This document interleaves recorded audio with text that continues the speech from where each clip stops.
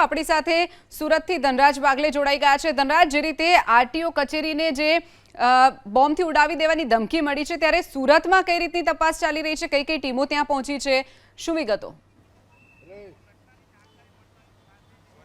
जी बिल्कुल, घटनाની જાણકારી મળતાની સાથે જ એસઓજી પોલીસ અને સ્થાનિક પોલીસ ઘટના સ્થળે પહોંચી ચૂકી છે। સીધી તસવીરો તમે જોઈ શકો છો। આ પ્રમાણે બોમ્બ સ્ક્વોડ, ડોગ સ્ક્વોડ છે એ ઘટના સ્થળે આવી પહોંચ્યું છે અને તપાસના ધમધમાટ પણ શરૂ કરી દેવામાં આવ્યા છે। આ દ્રશ્ય જોઈ શકાય છે, આરટીઓ પરિસર છે અને આરટીઓ પરિસરની અંદર ચારે દિશાઓમાં અત્યારે હાલ જે બોમ્બ સ્ક્વોડ, ડોગ સ્ક્વોડ છે તેને અત્યારે હાલ ચેકિંગ માટે મોકલી આપવામાં આવ્યા છે। સલામતીના ભાગરૂપે આરટીઓ કર્મચારીઓ, તમામ કર્મચારીઓ છે તેમને અત્યારે હાલ ખસેડી લેવામાં આવ્યા છે। તેમને બેરિકેડ લગાવીને અંદર પ્રવેશબંધી કરી દેવામાં આવી છે। ત્યારે સુરત શહેરમાં પણ આ પ્રમાણે આરટીઓને બોમ્બથી ઉડાવી દેવાની ધમકી છે એ અત્યારે હાલ મળી છે। ત્યારે આ પરિસર છે, આ આખું પરિસર છે ખાલી કરી દેવામાં આવ્યું છે અને કોઈ પણ વ્યક્તિને અંદર પ્રવેશ કરવા માટે પ્રતિબંધ ફરમાવવામાં આવ્યો છે। આ તસવીર જોઈ શકો છો।